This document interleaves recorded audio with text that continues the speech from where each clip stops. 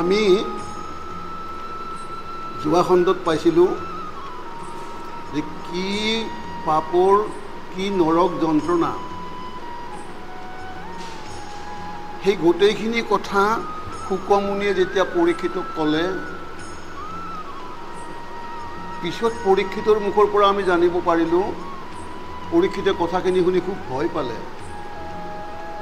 ভয় পাই তেওঁৰ মনত শংকা উপজিল, তেনেহ'লে যদি যিবোৰ এনেকুৱাই বিলাই হয়, ইয়াৰ পৰা পৰিত্ৰাণ পোৱাৰ কিবা উপায় আছেনে নাই? এই কথাষাৰ জানিব বিচাৰিলে পৰীক্ষিতে শুকৰ মুখৰ পৰা জানিব বিচাৰি তেওঁ নিজেই কিছু কথাও চিন্তা কৰি ইয়াত কোৱা হ'ল যে কৰ্ম কিবা এটা কৰি, অপৰাধী কিবা এটা কৰ্ম কৰি প্ৰায়শ্চিত্ত কৰি শুদ্ধ হ'ব পৰা যায়, কিন্তু সেই প্ৰায়শ্চিত্তটো পৰীক্ষিতৰ বিশ্বাস নাই। পৰীক্ষিতে সেই প্ৰায়শ্চিত্তক হস্তীৰ স্নানৰ লগত ৰিজনি দিছে। হস্তি স্নান, হস্তীয়ে যেনেকৈ স্নান কৰি উঠি পুনৰ কুটা মাটি লৈ বালিত বাগৰে, এই প্ৰায়শ্চিত্তবিলাকো ঠিক তেনেকুৱাই।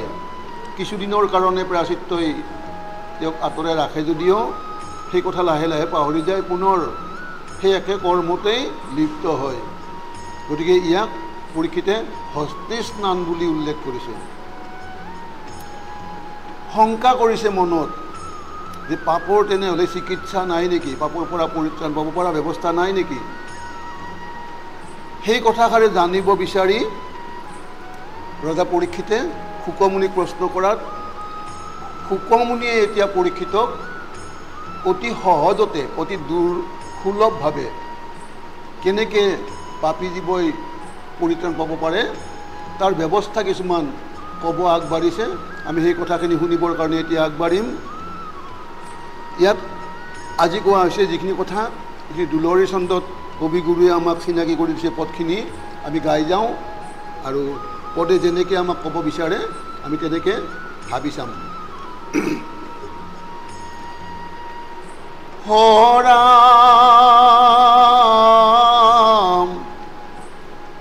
হাহুকনি গদতি শুনাকুৰূপতি পৰম তুমি মহন্ত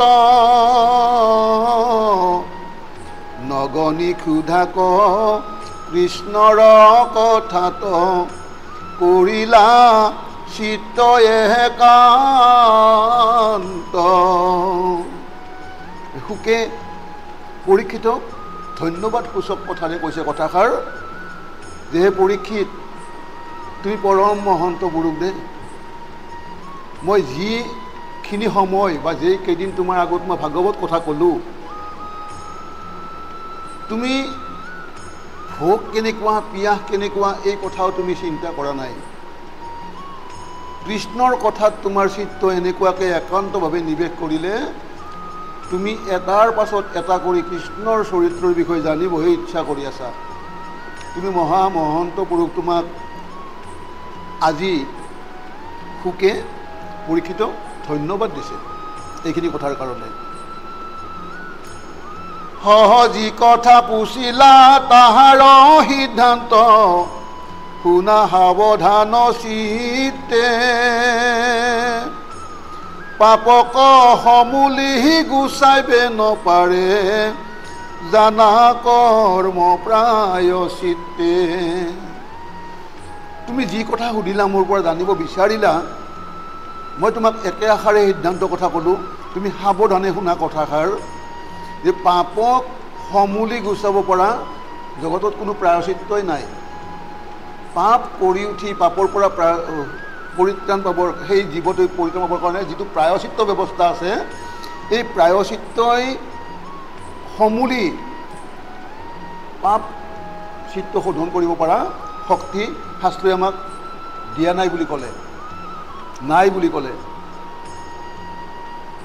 সহয় অজ্ঞানী যতে ক প্ৰায়শ্চিত্ত কৰে, শাস্ত্ৰৰ সন্মত চাই পাপক মোহয় বীজনু গুচয় উপজে পাপ দুনাই। অজ্ঞানী এই শব্দটো কিন্তু বৰ টান। অজ্ঞানী যিমানখিনি অজ্ঞানী আছে তেওঁলোকে পাপৰ প্ৰায়শ্চিত্ত কৰে আৰু বিভিন্ন শাস্ত্ৰই বিভিন্ন যুক্তি দৰ্শাইছে আৰু সেইবিলাককে বিচাৰ খোচাৰ কৰি আনি কি পাপৰ কি প্ৰায়শ্চিত্ত এনেকুৱাকৈ ব্যৱস্থাপনা দিয়ে। কিন্তু ফলক্ৰমে কি হৈ যায়, বীজ উভাৰিব নোৱাৰে, দুনাই সেই পাপতে লিপ্ত হয় মনটোক ছাগলীৰ লগত তুলনা কৰিব পাৰি। ছাগলী মানে ছাগলী যেনেকুৱা চঞ্চল, মনটো ঠিক তেনেকুৱা চঞ্চল। এতিয়া ছাগলী এজনীৰ সন্মুখত যদি এজোপা পাণ গছ থাকে, সেই ছাগলীটোৰ জিভাখন লপলপাই থাকিব, কাৰণ ছাগলীয়ে পাণ পাত খাই খুব ভাল পায়। কেতিয়ালৈকে সেই পাণ পাত নোখোৱাকৈ ৰাখিব পাৰিম আমি? ছাগলীটোক আমি যেতিয়ালৈকে বান্ধি ৰাখিম এডাল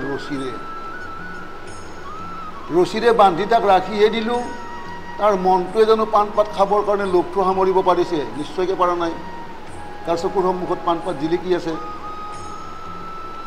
সি যিকোনো প্ৰকাৰে আন কাৰোবাক নেদেখাকৈ হ'লেও সেই ৰছীডালৰ বান্ধনৰ পৰা মুক্ত হ'ব বিচাৰি আছে, আৰু যদিহে তাৰ পৰা ওলাব পাৰে, সেই আগত যে তেওঁক ছাগলীটোক পাণ পাত খোৱাৰ কাৰণে সেই বান্ধি থোৱা শাস্তিখিনি দিলোঁ, সেইখিনি পাহৰি যায় পুনৰ সেই পাণ পাততেই জঁপিয়াই পৰে।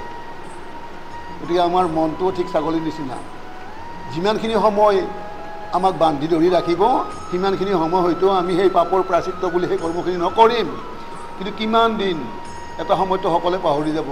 কিবাকৈ পাহৰি তাৰ পৰা ওলাব পাৰিলে পুনৰ সেই ছাগলীয়ে পাণ পাতত পৰাৰ নিচিনাকৈ আমিও ঠিক তেনেকুৱা। সেইকাৰণে কোৱা হৈছে যে অজ্ঞানী যতেক প্ৰায়শ্চিত্ত কৰে শাস্ত্ৰৰ সন্মত চাই, পাপক মোহয় বীজ নুগুচয় উপজে পাপ দুনাই, পুনৰ সেই পাপ কৰ্মতে লিপ্ত হ'ব লগা বা লিপ্ত হৈ পৰে। এতিয়া ইয়াত কথা এষাৰ কৈছে, নামঘোষাত কৈছে, আন শাস্ত্ৰত কৈছে যে নামৰ মহিমা নাজানি ঋষিয়ে আন প্ৰায়শ্চিত্ত বিহে। যে নামৰ যে কিবা মহিমা আছে, নামৰ যে ঐশ্বৰ্যকৰ কিবা মহিমা আছে, এই কথা নাজানিলেহে কোনোবা মূৰ্খ বা অজ্ঞানীয়ে আন প্ৰায়শ্চিত্ত বিহিব। চুলি কাটি দিব, নাকে মুখে কলা চাই সানিব, গলত হয়তো চেণ্ডেল জোতাৰ মালা আৰি দিব, দবা কাহ বজাই বাটে বাটে ঘূৰাই ফুৰিব। এইবিলাক শাস্তি পোৱাৰ বিনিময়ত সেইজনৰ কি হয়, চিত্তটো দুগুণে সেই কৰ্মখিনি কৰিবৰ কাৰণে জিদটো বাঢ়িয়ে যায়। গতিকে প্ৰায়শ্চিত্ত, এইটো দণ্ড দায় শাস্তি, এইবিলাকে কেতিয়াও চিত্ত শোধন নকৰে বা এজন মানুহক বা এজন জীৱক সেই কৰ্মৰ পৰা আঁতৰাই আনিব নোৱাৰে। তেনেহ'লে আঁতৰাই আনিব কিহে? সেইকাৰণে কৈছে সহজ্ঞানেহে জানিবা মুখ্য প্ৰায়শ্চিত্ত, দুষ্কৰ জ্ঞানৰ পথ, পৰম সুলভ যিটো প্ৰায়শ্চিত্ত, শুনা আবে মহাৰত। জ্ঞানেহে জানিবা মুখ্য প্ৰায়শ্চিত্ত। এজন মানুহক শিকাই বুজাই তাৰ কৰি থকা কামবিলাক কি কৰিছে এইখিনি ভাল কৰা কথা নহয়, এনেকৈ শিকাই বুজাই এজন মানুহক শুদ্ধ পথলৈকে আনিব পাৰি, কিন্তু সেইটো অত্যন্ত দুষ্কৰ। কিন্তু পৰম সুলভ, এই পৰম সুলভ যিটো প্ৰায়শ্চিত্ত, তোমাক মই এতিয়া সেইটো ক'ব যাই আছোঁ। এই তেনেকুৱা কথাখিনি শুনিয়ে কৈছিলে যে জানিলোঁ অবগাই পাপৰ চিকিৎসা নাই, নৰকত পৰিবে নিশ্চয়। এই কথাবিলাক ভাবিয়ে পৰীক্ষিতৰ মোৰ শংকা হৈছিলে যে পাপৰ আৰু চিকিৎসা নাই, নৰকত পৰিবই লাগিব। এই কথাবিলাক বুজাবৰ কাৰণে কেনেকুৱাকৈ কি কৈ ক'ৰ পৰা ক'ত আহি আছে, এই কথাখিনি আমি সুকে পৰীক্ষিতক কৈ আছে, আমি শুনি আছোঁ। এতিয়া পৰীক্ষিত বুলি কওঁতে আজি ইয়াত পৰীক্ষিত কোন আছে? আমিবিলাকেই আছোঁ। সদায় কথাখিনি কৈ আছোঁ, ভাগৱতৰ কথাখিনি আমিবিলাকক আজি সকলোকে বুজাই থকা হৈছে। আমি এই কথাখিনি বুজিব লাগিলে আমি জানিব লাগিব। চৰিতাখিনি ভাবা নাই কথাষাৰ যে আমাৰ যে কেঁচুৱা জন্মিল, সেই ইমান নিলগত আমি যে অশুদ্ধ হৈ পৰিলোঁ। আমি অশুদ্ধ হৈ পৰা আমাৰ সেই এটা মাহ আমাৰ হাতে কোনো ভকতে পানী নাখায়, চাহ নাখায়, অশুদ্ধ। আমি শুদ্ধ কেনেকৈ হ'লোঁ? সেই তাত শিৱসাগৰত মই কথাটো কৈছোঁ দেই উদাহৰণস্বৰূপে, নলবাৰীৰ মানুহ আমি শিৱসাগৰত হৰি ওৰাম বুলি ক'লে কোৱাৰ লগে লগে আমাৰ যিমান ঠাইতে বংশটো আছে গোটেইখিনি শুদ্ধ হৈ পৰিল। এইটো শব্দ কেনেকুৱা শক্তিমান, বা এইটোক আমি গোটেই সমাজে মানিও লওঁ, কিন্তু মানি লৈও কিন্তু আমি নিজৰ কাৰণে কিবা কৰিব খুজিলে, প্ৰায়শ্চিত্ত কৰিব খুজিলে আন কিবা কৰা যায়। সেইকাৰণে কৈছে যি নামৰ মহিমা নাজানিয়া বৈদ্যে আন ঔষধিক দিয়ে। নামৰ যি মহিমা নাজানিহে ঋষিয়ে আন প্ৰায়শ্চিত্ত বিহে। নামৰ যি মহিমা, আমি যদি কাৰোবাক সুধিব যাওঁ যে আমাৰ ল'ৰাটোৱে নকৰিব লগা কাম এটা কৰিলে নহয়, কি কৰিব লাগিব, হয় নেকি? এই 4জন ব্ৰাহ্মণ মাতি ব্ৰহ্মভোজ দিব লাগিব, দিলে। কিন্তু প্ৰায়শ্চিত্ত সেইটো শাস্ত্ৰটো কোৱা নাই। যে তাৰ মুণ্ডন কৰিব লাগিব, শাস্ত্ৰটো কোৱা নাই। যে তাৰ চুলি কাটি এৰি দিবৰ কাৰণে শাস্ত্ৰই ক'লে নেকি যে কেতিয়াবা পাপ কৰিলে চুলি কাটি দিলে শুদ্ধ হয়? আমাৰতো সমাজত এইটো চলি থাকে, পাপ কৰিছ যাৰ চুলিকেইডাল কাটি পেলাই স্নান কৰিয়া। কিন্তু শাস্ত্ৰই কেতিয়াও সিদ্ধান্ত দিয়া নাই। শাস্ত্ৰই কেৱল কৈছে হৰিৰ নামে যিখিনি কৰিব পাৰে সেইখিনি আন একোৱে কৰিব নোৱাৰে। চুলিকেইডাল আজি কাটি দিলে, কেইদিনমান যিমান দিন টাকলা হৈ থাকে সিমান দিন তাক সমাজে হাঁহিব, নিজেও লাজ পাব। চুলি আৰু আহিব, চুলি আহিল মানে তাৰ মনটো আহিব, আৰু চুলিৰ লগে লগে মনটো আৰু আহি থাকিব। কি কৰিবি আৰু কিমানবাৰ চুলি কাটিবি, মোৰ কাটি থাক, মই কৰিয়ে থাকিম যা। এই হ'ল কথা। গতিকে কেতিয়াও কোৱা নাই পাপৰ প্ৰায়শ্চিত্ত মুণ্ডন বুলি, কেতিয়াও কোৱা নাই পাপৰ প্ৰায়শ্চিত্ত কিবা আন বিধান যিয়ে দিয়ে তাক কৈছে কি নাজানি ঋষিয়ে, হৰিনামৰ মহিমা নাজানি ঋষিয়ে আন প্ৰায়শ্চিত্ত বিহে। আৰু কিছুমান কবিৰাজৰ কথা কৈছে, বৈদ্যই বেমাৰ চিনি নাপায়ে আন ঔষধি দিয়ে। মোৰ বেমাৰ হৈছে পেটৰ বিষ, মোক যদি এটা গেষ্ট্ৰিকৰ পিল খুৱাই দিয়ে, গেষ্ট্ৰিকৰ পিলে অন্যায় কৰিব, পেটৰ বিষ বাঢ়ি থাকিব। কিন্তু কথাটো হ'ল কি জানিব লাগিব ডক্টৰজনেও। আপুনি ডক্টৰে আপোনাক কোৱা নাই, ডক্টৰে জানিলেও ঔষধ দিব পাৰিব। সেইকাৰণে জানা ডক্টৰটো হ'ল এই প্ৰায়শ্চিত্ত কৰা এই কৃষ্ণৰ মাধ্যমেদি ভকত সেৱা। তাৰ বাদে আৰু আন ডাক্তৰ দিয়া নাই, চিকিৎসাই দিয়া নাই বেলেগ। কৈছে ইয়াতে জানিলেও অৱগাই পাপৰ চিকিৎসা নাই। চিকিৎসা মানে পাপৰ চিকিৎসা কৰিব লাগিলে পাপৰ চিকিৎসা এইটোৱেই। হৰাম জ্ঞান কৰ্ম এক অপেক্ষা নকৰি কেৱলে ভকতি তাৰে, ভকতি সহায় নলৈ জ্ঞান কৰ্মে কৰিবে কিছু নোৱাৰে। জ্ঞানেই হওক, কৰ্মকাণ্ডৰ মাধ্যমেৰেই হওক, এইবিলাকে পাপী এজনক সেই পাপ কৰ্মটোৰ পৰা পৰিত্ৰাণ কৰিব নোৱাৰে বা প্ৰায়শ্চিত্ত কৰিব নোৱাৰে। ভকতি সহায় নলৈ জ্ঞান কৰ্মে কৰিবে কিছু নোৱাৰে। ভকতিৰ সহায় নোলোৱাকৈ জ্ঞান কৰ্মৰ মাধ্যমেৰে একো কৰ্মই সফল কৰি তুলিব নোৱাৰে। শাস্ত্ৰৰ সিদ্ধান্ত। হৰিত ভকতি যিজনে নকৰে পৰম মলিন বুদ্ধি, কৰে প্ৰায়শ্চিত্ত কৌটিহত যদি তথাপি নুহিকে শুদ্ধি। চাওকচোন, ইয়াতকৈ আৰু সিদ্ধান্ত দৃঢ় কৰি ক'ব লাগে নেকি? আমাক কিবা সংশয় ৰাখাকে কথাখিনি কৈছে নেকি? ইমান সুন্দৰকৈ কৈছে কথাখিনি আমাক, যি হৰিত ভকতি যিজনে নকৰে, যিজনে হৰিত ভকতি নকৰে তাৰ বুদ্ধিটোৱে মলিন বুদ্ধি, যিটো মলযুক্ত, নিৰ্মল বুদ্ধি নহয় তাৰ। কৰে প্ৰায়শ্চিত্ত কৌটিহত যদি তথাপি নুহিকে শুদ্ধি।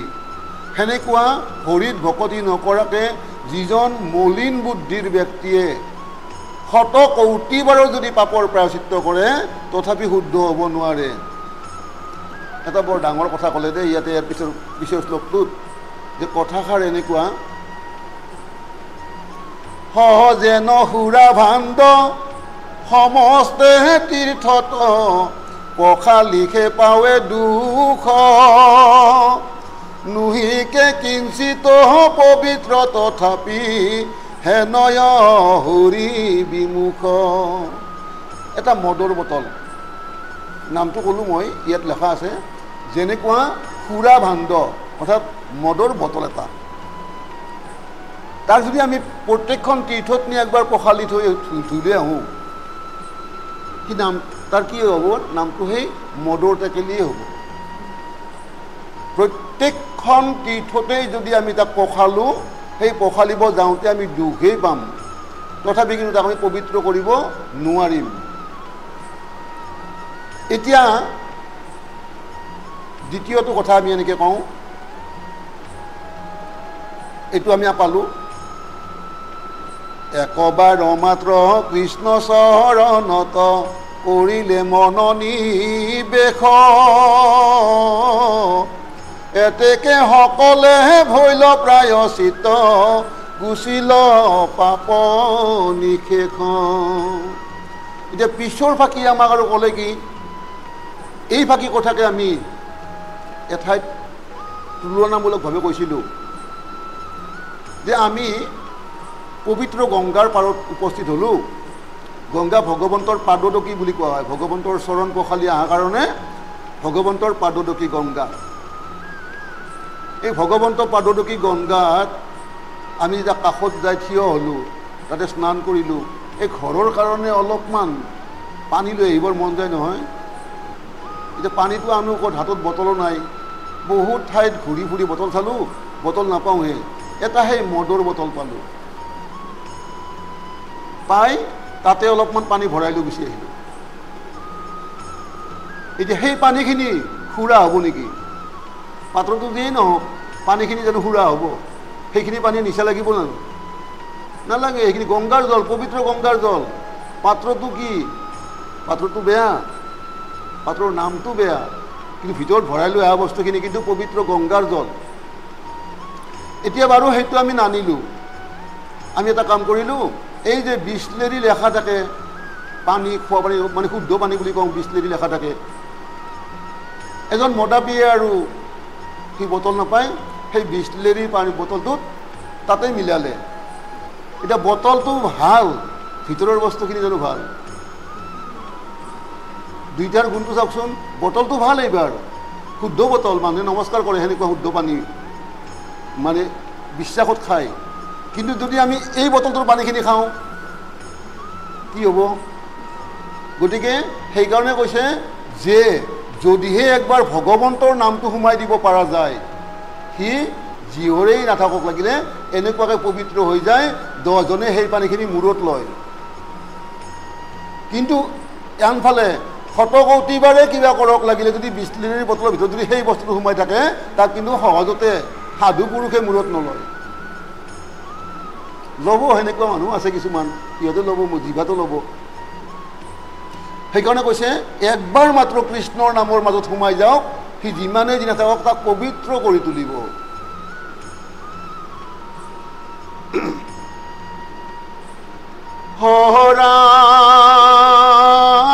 হৰাম সহজমৰ দুটক স্বপ্নত নেদেখে, এৰাইলে কালৰ হাত, হৰি ভকতিৰ অল্পয়ে নিষ্ঠাৰে, কহিলো হবে সাক্ষাৎ।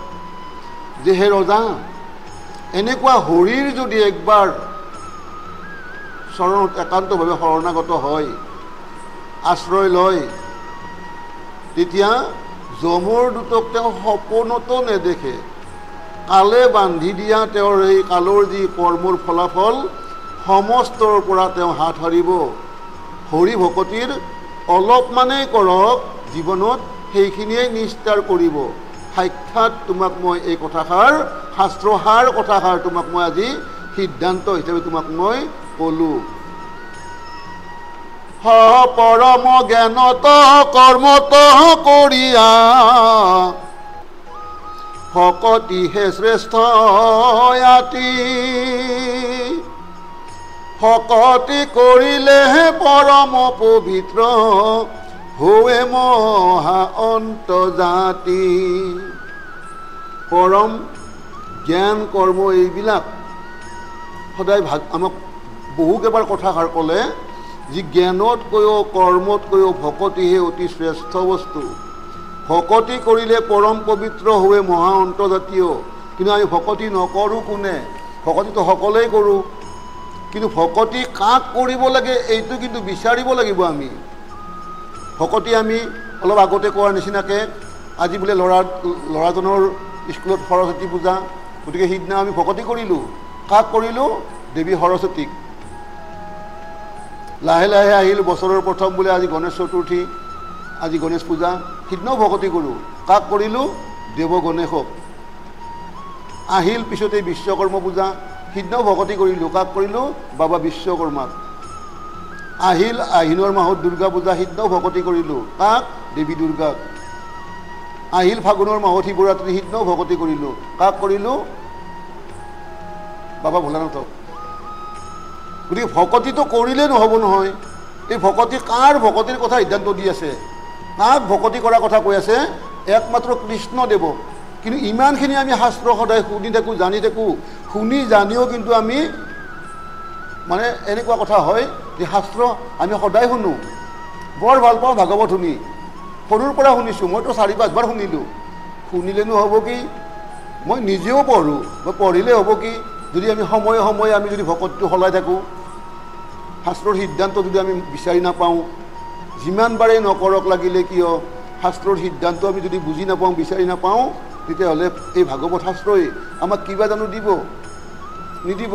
ভাগৱতে কি কৰিব বিচাৰিছে, কি ক'ব বিচাৰিছে, কেনেকৈ চলিব দিছে, এই সমস্ত কথা যদি আমি ইয়াৰ পৰা বিচাৰি পাওঁ, তেতিয়াহে ভাগৱতৰ উপকাৰটো আমাৰ গাত লাগিব। হৰাম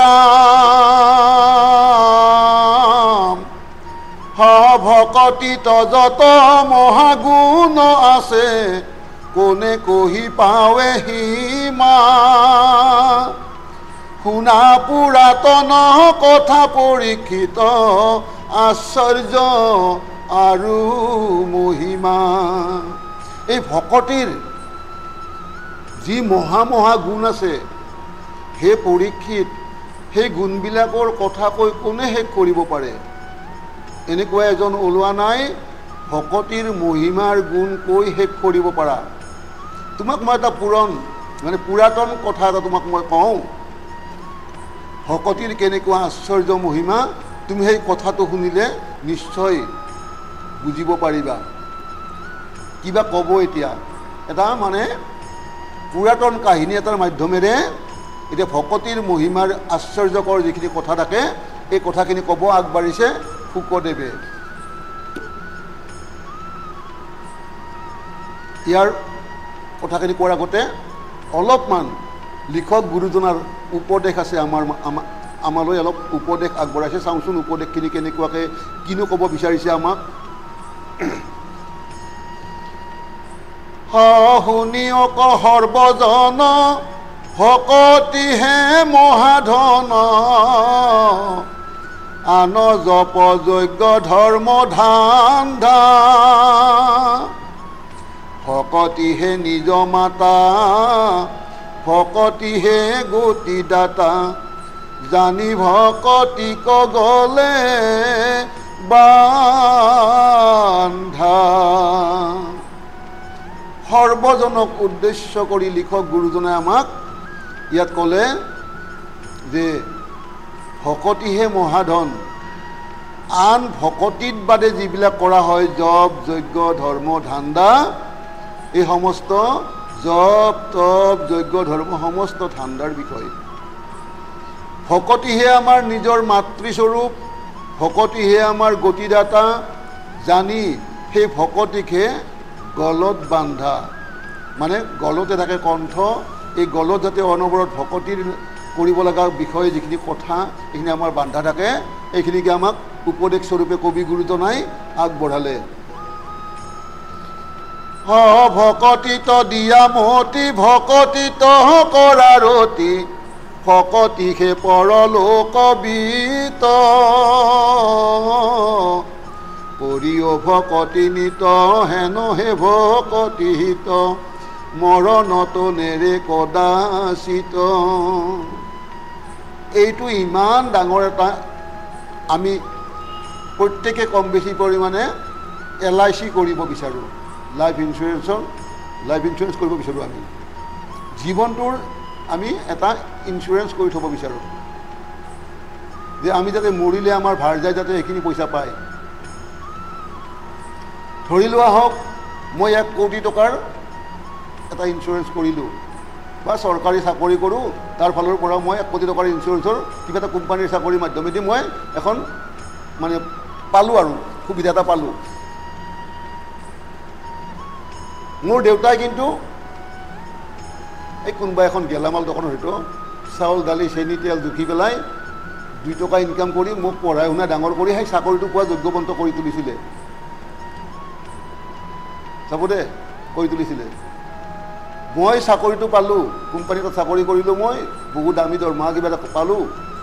মোৰ যিটো ইঞ্চুৰেঞ্চ হ'ব এইটো কিন্তু মোৰ পোৱাৰ যোগ্যৱন্ত কোন ব্যক্তি ওলাব কওকচোন? মোৰ অনুপস্থিতি, মোৰ মৃত্যুৰ পাছত মোৰ ভাৰ্যাহে পাব।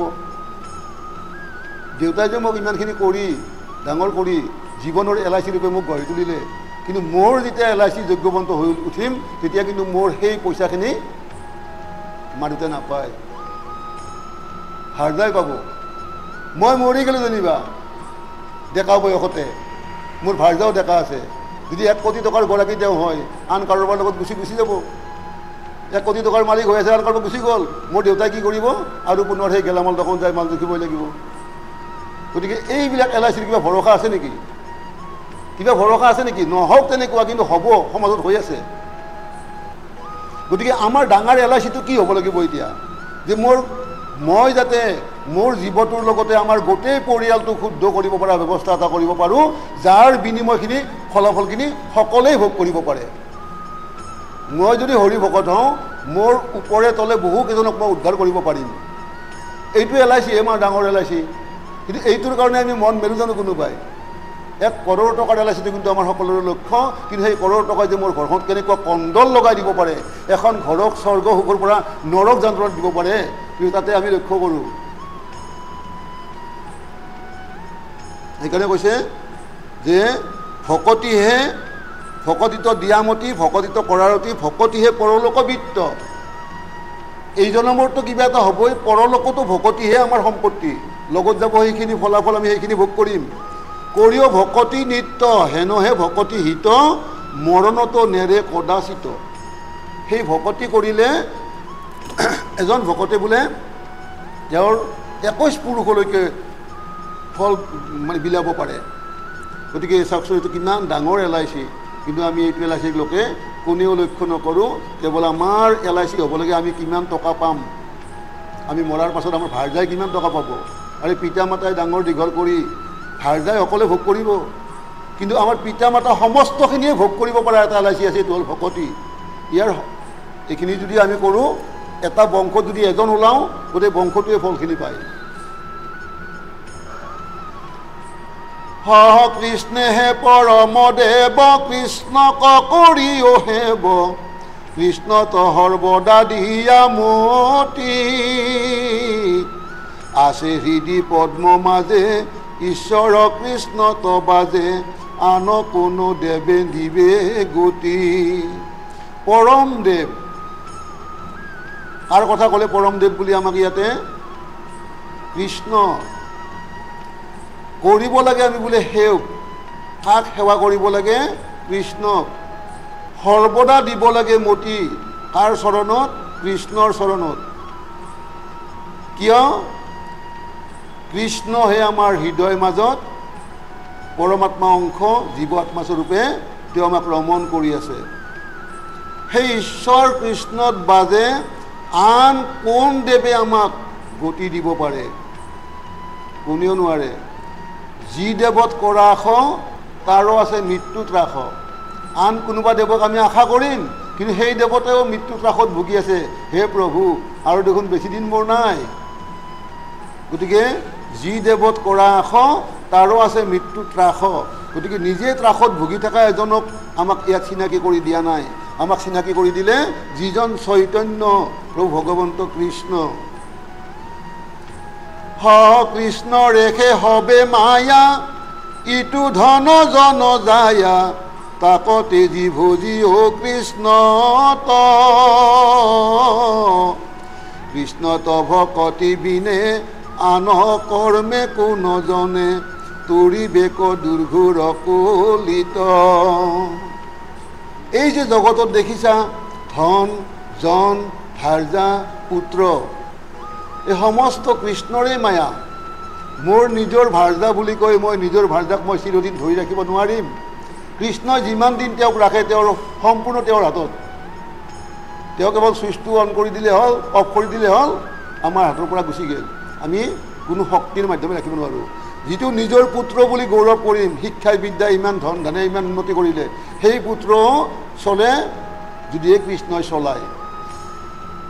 গতিকে সমস্তখিনি কৃষ্ণৰে মায়া জানি কেৱল কৃষ্ণক ভজা, কৃষ্ণত ভকতি বাদে আন কৰ্ম কৰি কোনেও জনেও এই দুৰ্ঘৰ কলিত তৰিব নোৱাৰে। শাস্ত্ৰই একেবাৰে আমাক ডাঠ কৰি দৃঢ় কৰি সিদ্ধান্ত বচন শুনাই দিলে। শুনি অক সাধুজন কৰা সাৱধান মন, সমীপ পাইলে ককাল সৰ্প। ইটো আয়ু ব্যৰ্থ গ'লে ভাঙিবে কয়েকে তিলে, ইষব বিষয় মহাদৰ্প। হে সাধু সমস্ত, সাৱধান কৰি মনটোক কথাখিনি শুনি লোৱা একবাৰ, যে আমাৰ চাওঁতে চাওঁতে কাল সৰ্প যি আমাক গ্ৰাস কৰি আছে, আমাৰ একেবাৰে গিলি গিলি আহি আমাৰ থুতুৰি পৰ্যন্ত পালে। কাল সৰ্পই গিলি গিলি আহি থুতুৰি পৰ্যন্ত পালে। এতিয়া আৰু দুটা ষ্টেপ গ'লে কিবাকে নাকটো যদি গিলিব পাৰে আমাৰ উশাহ বন্ধ। নাকটো থকালৈকে আমি উশাহ লৈ থাকিব পাৰিম, এই দুটা ষ্টেপ পাৰ হ'লে আমাৰ উশাহ বন্ধ। গতিকে কাল সৰ্পই আমাক গ্ৰাস কৰি আহি আমাৰ থুতুৰিত লাগিছে আহি। সেইকাৰণে এই দুটা ষ্টেপ আৰু বাকী আছে। এইখিনি সময় নাযাওঁতে কি কৰা, এই যে কাল সৰ্পৰ হাতৰ পৰা পৰিত্ৰাণ পায় আৰু পুনৰবাৰ এনেকুৱা কাল সৰ্পৰ মুখত পৰিব লগা নহয়, তাৰ কাৰণে ব্যৱস্থাটো কৰা। এই আয়ুসখিনি থাকোঁতে আমি যিখিনি যি কৰিলোঁ ভকতিৰ বাদে, সেইখিনিক লৈ আমি যিখিনি দম্ভ অহংকাৰ কৰি থাকোঁ, এই দম্ভ অহংকাৰবিলাক তোমাৰ সেই দুটা ষ্টেপ পাৰ হ'লে আৰু কৰিব নাপাবা। এই দম্ভ অহংকাৰ তোমাক নোখোৱাই, তোমাক নতৰাই, কালে এক তিলতে ভাঙি লৈ গুচি যাব এই বিষয় মহাদৰ্পবিলাক। গতিকে চিন্তাৰ সময় আহি পৰিল বুলি আমাকেই কথাষাৰ সোঁৱৰাই দিছে। থিৰ হৈব হাত ভৰি, থাকিবা দান্ত তৰি, যাব জীৱ দূতৰ হাতত। ইষব অৱস্থা কেনে সদায়ে নপৰে মনে, এভ নাহি চেতনা গাঁৱত। আজি এই দৌৰি ফুৰি লহৰি ঢাপৰি চিঞৰি বাখৰি এনেকৈ কথা গান গাই থকা এই ভকতজন ভিতৰৰ পৰা মাত্ৰ জীৱটো দুতে লৈ যাওক, কাঠ খৰি এডাল যেনেকৈ পৰি থাকে ঠিক তেনেকৈ পৰি থাকিব লাগিব। ক'ত গ'ল তেওঁৰ এই চিঞৰি চিঞৰি কথা কৈ থকা শক্তিখিনি? যিমান দিন ভগৱন্তই তেওঁক তেনেকৈ চলায় সিমান দিন চলিব পাৰিব। কাৰণ কৈছে কি, ভগৱন্তৰ আমাক যিমান দিন চলাই ৰাখে তাৰ মাজৰ যিখিনি দিন আমাৰ অথলে গ'ল, এতিয়া তুমি সাৱধান হোৱা, বুজি লোৱা, এতিয়াৰ পৰা তুমি আৰু জীৱনটোক তেনেকৈ অথলে নেখেদাবা, নপঠাবা। এতিয়া তুমি ভগৱন্তৰ সন্মুখৰ ফালে ঘূৰা। এইখিনি কথা সোঁৱৰাই দিবৰ কাৰণে এনেকুৱা কথাবিলাক আমাক কৈ আছে। গ'লে ঘোৰ যমপুৰ, সবে বুদ্ধি হৈবে চুৰ, লোহাৰ ডাংগৰ ক'ব পাই, দুতে জ্বৰ পুৰ কৰি বান্ধিবে চামৰ জুৰি, ৰাখাবোলন তাও তৈত নাই। ইয়াত যদি আমি কিবা এটা কৰিলোঁ আৰু তাৰ বিনিময়ত কোনোবাই মোক দুথাপৰ মাৰিবই আহিলে, আপোনালোকে কিন্তু ক'ব, এই কিয় কৰিছে নামাৰিবি তাক, তেখেতক নামাৰিব। কোনোবাই মোক মাৰিব আহিল ধৰক কিবা এটা দোষত, মই দোষেই কৰিলোঁ যেনিবা, কিন্তু আপোনালোকৰ সন্মুখত মোক মাৰিব দিব জানো? নিশ্চয় নিদিব। দাঁতকে কিয় ক'ব পৰা নাই, দিব নি? তাৰমানে দাঁতকে কওকচোন নিদিব বুলি, নিদিব। আপোনালোকৰ সন্মুখত মোক এনেকৈ মাৰিব নিদিব। যিমান দোষে নকৰিলেকে বিচাৰ পাতি হ'লেও মোক মুক্ত কৰিব। জমপুৰত মোৰ কোনোবা থাকিব নেকি? যেতিয়া জীৱটোক লৈ যায় শাস্তি দিব, তেতিয়া কোনোবা থাকিব নেকি এনেকৈ এজন আমাৰ ভকত আছিলে, তেওঁক কিয় শাস্তি দি আছা ক'ব নেকি কোনোবাই? এজনো নোলাব। আপোনালোক ইয়াত থাকিব, মই তাত থাকিম। ল'ৰা ছোৱালীক ভৰসা কৰি আছোঁ, ল'ৰা ছোৱালীক ইয়াত থাকিব, মই তাত থাকিম। তাত কিন্তু মোক এই তেওঁক নামাৰিবি, তেওঁ মোৰ দেউতা হয়, তেখেতক নামাৰিবি, তেখেত আমাৰ ভকত হয়, কোনো নোলাব কওঁতা। সেইকাৰণে কৈছে যে এতিয়া যাক ভৰসা কৰিছা এইবিলাক তুমি ইয়াতে এৰি যাবা। সেইবিলাকক ভৰসা কৰি তুমি তোমাৰ জীৱনটোক সেই সময়ত শাস্তিৰ যোগ্য নকৰিবা, কাৰণ তাতে তোমাক ৰাস বুলি ক'বৰ কাৰণে নাথাকিব কোনো এজন। চাওকচোন কথাবিলাক চিন্তা কৰি। ইয়াত ক'ব, মোৰ ল'ৰাই ক'ব কিয় মাৰিবি দেউতাক, মোৰ হয়তো আন কোনোবা থাকিলে ক'ব কিয় মাৰিবি তেখেতক, তাত কোনে ক'ব? জানি এৰা আনমতি ভকতি তহ কৰাৰতি, মুখত নেৰিবা হৰি নাম। কেনে আশা বাট চাই ইটো আয়ু ব্যৰ্থে যায়, নিৰন্তৰে বোলা ৰাম ৰাম, হৰি ৰাম ৰাম। জানি এৰা আনমতি। গতিকে আজি এই কথাষাৰ নজনালৈকে আমি কিবা যদি আন মতি কৰি আছিলোঁ, সেইখিনি কথাক ইয়াত সামৰি সুতৰি অনা নাই। আমাক কৈছে যে নাজানি নুশুনি যি কৰিলা কৰিলা, এতিয়া জানিলা শাস্ত্ৰই তোমাক কি সিদ্ধান্ত দিলে। গুৰুজনাই, কবি গুৰুৱে আমাক উপদেশ দিছে যে এই কথাবিলাক জানিলা শুনিলা যেতিয়া আন মতি কৰিছিলা যদিও সেই মতিখিনিৰ পৰা তুমি ওলাই আহা, আন মতি এৰা। কি কৰিবা এৰি আহি? ভকতি কৰা, মুখত নেৰিবা হৰিৰ নাম। কেনে আছা বাট চাই ইটো আয়ু ব্যৰ্থে যায়। কি হ'ব কৰি কাক লক্ষ্য কৰি বাট চাই আছা এনেকৈ? আয়ুখিনি ব্যৰ্থটো যিখিনি গ'লেই থকাখিনিও ব্যৰ্থ যাব। গতিকে নিৰন্তৰে বোলা ৰাম ৰাম, উপদেশ দিলে আমাক এইখিনি।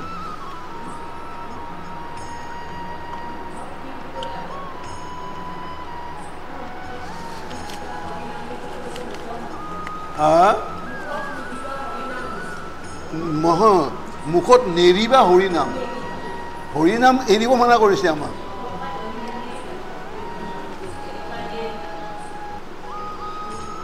এতিয়া আমাক এই হৰিনামৰ যে আশ্চৰ্য মহিমাৰ কথা ক'ব খুজিলে, এই আশ্চৰ্য যি মহিমা আছে হৰিৰ নামৰ, এই নামৰ মহিমাখিনি পৰীক্ষিত ক'ব খুজিলে নহয়।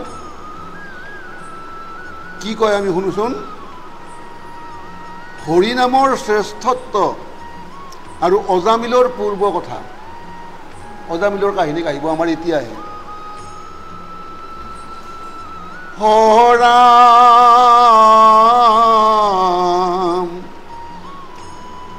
শুক নিগহদতি ৰাজা চিত্ত কৰা স্থিৰ, আশ্চৰ্য মহিমা শুনা হৰি ভকতিৰ,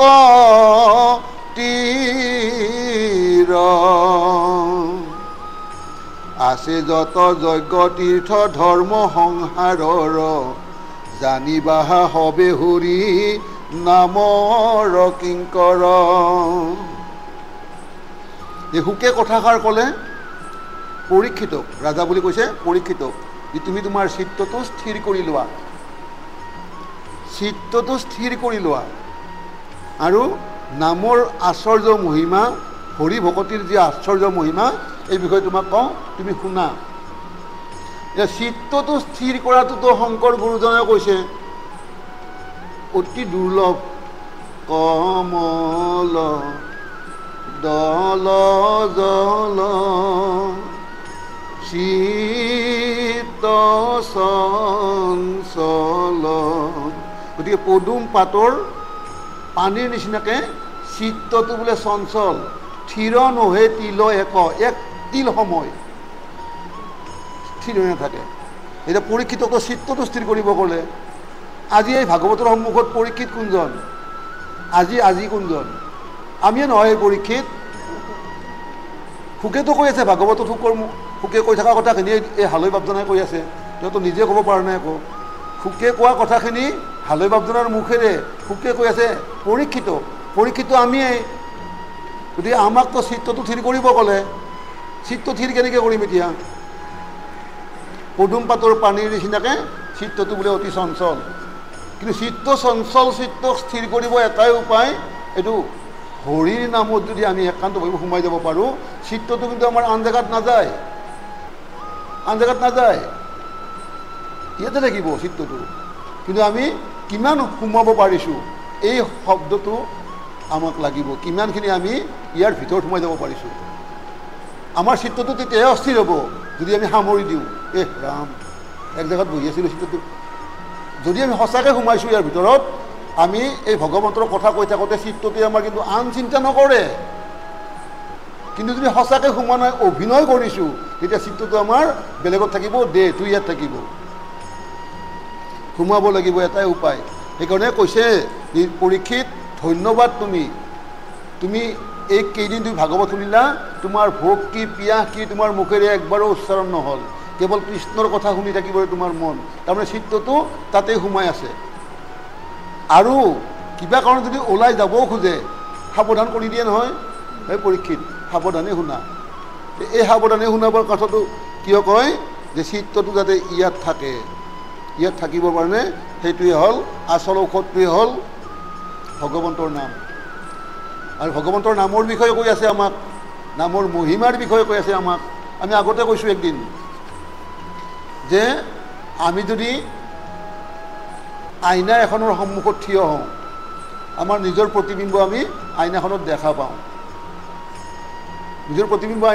পাওঁ কিন্তু আইনাখন যদি ধোৱাই ধূলিয়ে লেতেৰা হৈ থাকে তেতিয়া আমি আমাৰ প্ৰতিবিম্ব দেখিমনে বাৰু নেদেখোঁ গতিকে প্ৰথমতে আইনাখন চাফা কৰি ল'ব লাগিব তেতিয়া আমাৰ প্ৰতিবিম্ব আহিব আৰু আমি এটা কথা আনফালেও কৈছিলোঁ যি এই লাইটটো জ্বলি আছে এই লাইটটোৰ তলত যদি আমি চৰিয়া এটাত পানী ভৰাই ৰাখোঁ লাইটৰ ছবিটো সেই পানীখিনিত আমি দেখা পাম আচলতে পানীৰ তলত লাইট নাই কিন্তু ওপৰৰ ছবিটো তাত দেখা পাম কিন্তু পানীখিনি যদি আমি ঢৌ তুলি দিয়া হয় তেতিয়া ছবিটো হেৰাই থাকে আৰু ঢৌটো শান্ত হ'লে কিন্তু পুনৰ আহে গতিকে আমাৰ চিত্তটো যদি সেই পানীৰ উঠা ঢৌৰ নিচিনা হৈ থাকে আমাৰ চিত্তত অস্থিৰ চিত্তত লাইটৰ সেই ছবি নেদেখাৰ নিচিনা ভগৱন্তকো দেখা নাপাম সেইকাৰণে পুনৰ দোহৰাই দিয়ে তোমাৰ চিত্তটো তুমি থিৰ কৰি লোৱা হৰি ভকতিৰ আশ্চৰ্য মহিমাৰ বিষয়ে তোমাক ক'ব যাই আছোঁ আছে যত যজ্ঞ তীৰ্থ ধৰ্ম সংসাৰত বিভিন্নজনে বিভিন্ন ধৰণে ধৰ্ম পালন কৰে বিভিন্ন ধৰণে নিজক শুদ্ধ কৰিবৰ কাৰণে জল তীৰ্থস্থানত স্নান কৰে সংসাৰৰ সাংসাৰিক জীৱই নাজানি জানি যোনে যি কৰে কৰক কিন্তু ইয়াত কৈছে কি সেই যিবিলাক কৰে কৰক বুলি ক'লোঁ আমি সেইবিলাক কিন্তু হৰি নামৰ কিংকৰ মানে দাসেতো কেতিয়াও নিজে ফল দিব নোৱাৰে মই আপোনাৰ এখন বাগান আছে আমে জামে ভৰি থকা এখন বাগান আছে এই বাগানখনৰ মোৰ চাকৰি হ'ল আপোনাৰ মই চাকৰি কৰোঁ কি কৰোঁ মই কেইটামান দৰমহা লৈ বাগানখন ৰখীয়া কাম কৰোঁ কোনোবাই যদি আহি তাৰে ফল নিব খোজে মই দিম জানো গতিকে মোক সাধি বা নাসাধিয়াকে কিন্তু মালিকক যদি কয় মালিকে যিমানখিনি কয় গোটেইখিনি কিন্তু মই তেওঁক দি দিম গতিকে এতিয়া মালিক আৰু মানে কিংকৰ পাৰ্থক্যটো বুজি লওকচোন মই ৰখীয়া হৈ গোটেই সংসাৰখনৰ এই দোকানখনৰ মই ৰখীয়া হৈ আছোঁ কিন্তু মালিকক নুসুধাকৈ মই তাৰে এটা ফলো দিব নোৱাৰোঁ গতিকে মোক পুজিলেই বা হ'ব কি এই সৰু সৰু কথাবিলাক আমি বুজিব লাগিব ভাগৱতখন শ্ৰৱণ কৰাৰ পিছত আমি এইটো বুজি যাব লাগিব যে যজ্ঞ তীৰ্থ যি ধৰ্মই নকৰক সমস্ত ধৰ্ম বোলে হৰিনামৰ কিংকৰ এই হৰিনামৰ যদি কিংকৰ হয় কিংকৰে কেতিয়াও নিজে ফল দিব নোৱাৰে মালিকে দিলেহে দিব পাৰিব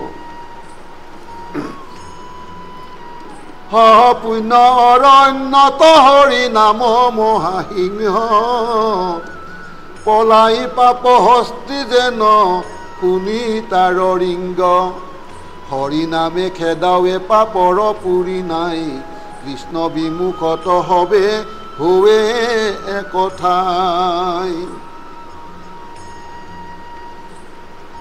অৰণ্যত বিভিন্ন জীৱ জন্তু থাকে। বিভিন্ন জীৱ জন্তুতকৈ শৰীৰৰ ফালৰ পৰা চাব গ'লে আমি খুব ডাঙৰ আৰু খুব বলৱন্ত হাতীক পাওঁ। শৰীৰৰ আকাৰত চবতকৈ ডাঙৰ হাতীটোৱে হয়। কিন্তু হাতী জানো সেই অৰণ্যৰ ৰজা হয়? আমি কাক অৰণ্যৰ ৰজা বুলি কওঁ? সিংহক কওঁ অৰণ্যৰ ৰজা। ইচ্ছা কৰিলে হাতীটোৱে সিংহটোক সুৰেৰে মেৰিয়াই আচাৰি আচাৰি মাৰিব পাৰে, কিন্তু ৰজা কিন্তু সিংহ। সেই যিমান বলৱন্ত হস্তীয়েই নহওক লাগিলে কিয়, সিংহই যদি একবাৰ গুজৰি দিয়ে গোটেই হাতীয়ে ক'ত লুকাব তাৰ ঠাই বিচাৰি নাপায়। ক'ত লুকাই যায়? গোটেই পালটো এক ঠাই হৈ সিংহটোৱে গম নোপোৱাকৈ এক ঠাইত লুকাই যায়। এই কথাষাৰ কিহৰ লগত তুলনা কৰি ক'লে আমাক, যেনেকৈ আমি দেখা সেই হাবিখনৰ বা অৰণ্যখনৰ ৰজা সিংহ হয়, ঠিক তেনেকৈ পুণ্য নামৰ অৰণ্যখনৰ সিংহ কিন্তু হৰিৰ নাম। আৰু সিংহ বুলিয়ে কোৱা নাই, মহাসিংহ বুলি কৈছে, হৰিৰ নাম। গতিকে এই হৰিৰ নাম যদি আমাৰ একবাৰ কাণেৰে সোমাই কৰ্ণপথে ভকতৰ হিয়াত যদি প্ৰৱেশ কৰে, আমাৰ মনটোৱে যিমান পাপ কৰ্ম কৰিছিল বা কৰিবৰ কাৰণে উদণ্ড হৈ আছিলে, এই গোটেই পাপ কৰ্মবিলাক হৰিৰ নাম যোৱাৰ লগে লগে পলাই কিনে হাতীয়ে যেনেকৈ এক ঠাইত গোট বান্ধে, ঠিক তেনেকৈ এক ঠাইত পাপ কৰ্মবিলাকে গোট বান্ধিব। য'ত কৃষ্ণ বিমুখত হবে হোৱে একঠাই, হৰি নামে খেদাৱে পাপৰ পুৰি নাই, পলাবৰ ঠাই বিচাৰি নাপায়। কোনফালে ক'ত পলাব? এই হাতীবিলাকে সেনেকুৱা এটা অৱস্থা হোৱাৰ নিচিনাকৈ আমাৰ সেই পূৰ্ব বা বৰ্তমানৰ সেই পাপ কৰ্ম পাপ মন সমস্ত পলাই পলাই ক'ত সোমাব, ক'ত থাকিব, লুকাবৰ ঠাই বিচাৰি নাপাব। হহ পৰম পাতকী যিটো আতি অনাচাৰী, সিও ভকতক ৰক্ষা কৰন্ত মুৰাৰী। চতুৰ্ভুজ ৰূপে পাৱে বৈকুণ্ঠ নগৰ, আশ্চৰ্য মহিমা কিনো হৰিৰ নাম।